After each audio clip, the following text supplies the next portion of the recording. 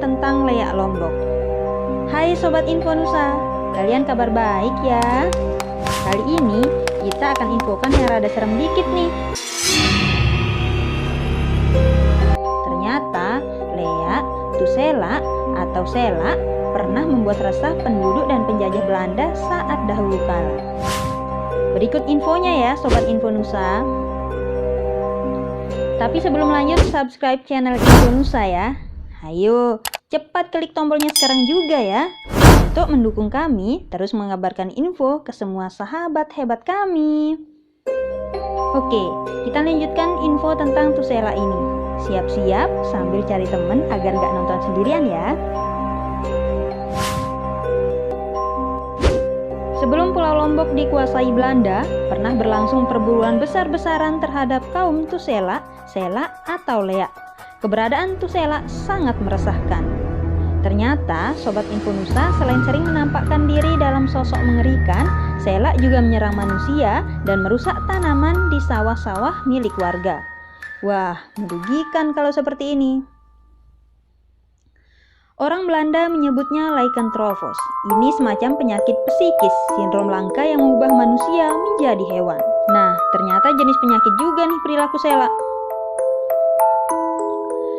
Pada tulisan Cornelis Lekkerkerker dalam Bali en Lombok, buku berbahasa Belanda yang diterbitkan pada 1920. Sepertinya kita belum ada yang lahir nih sobat. Bahwa di Labuhan Haji Lombok Timur ada sebuah sumur yang disiapkan bagi para tersangka tusela. Mereka dipaksa masuk dan mandi di dalam sumur itu. Airnya itu mematikan bagi tusela. Nah lo, dimandiin agar bersih. 8 tahun sebelum itu, LMF Plate menulis lebih detail tentang tusela dalam artikel berjudul Bijdreigstad de Genis van de Lycanthropie de Sasak Bevolking in Kos Lombok. Lebih lanjut, beberapa kali rumah sakit di Selong, tulis Plate, merawat pasien yang mengalami luka akibat gigitan anjing atau tusukan taring babi yang diyakini penjelmaan tusela.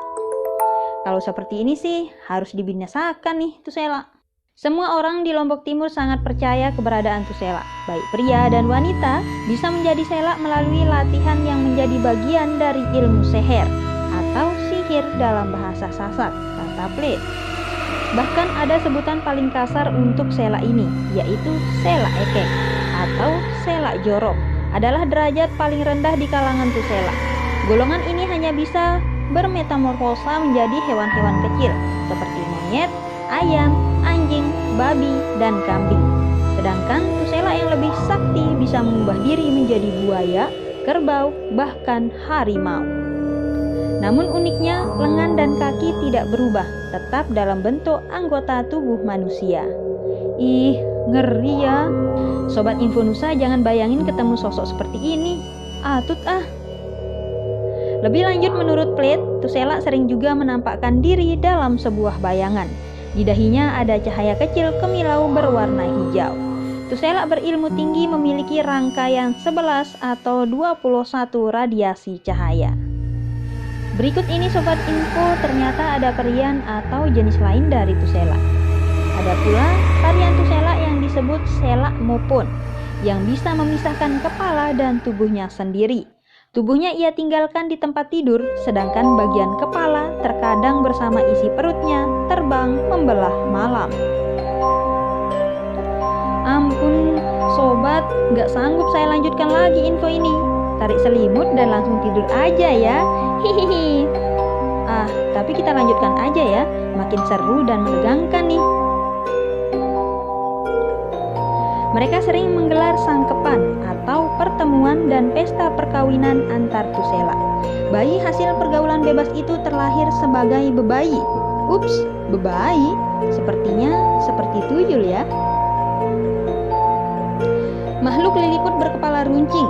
Meskipun bertubuh mini, bebayi memiliki kelamin berukuran jumbo. Ampun deh Sobat Info Nusa. Di tahun 1940, Profesor Dr. P.M. van Altenveld menulis hasil risetnya dalam artikel 33 halaman berjudul Over the Westerden High. Dia juga menjadikan tusela sebagai salah satu objek penelitiannya. Seperti Plate, ia juga menyebut jenis siluman ini memiliki cahaya. Jika Tusela muncul sebagai orang biasa atau bayangan, ada cahaya hijau di dahinya yang menetes ke bawah, tulis Walton Pale. Ia memberikan beberapa gambaran tentang perilaku Tusela. Perilaku yang ditransformasikan adalah kebalikan dari sifat kebaikan manusia.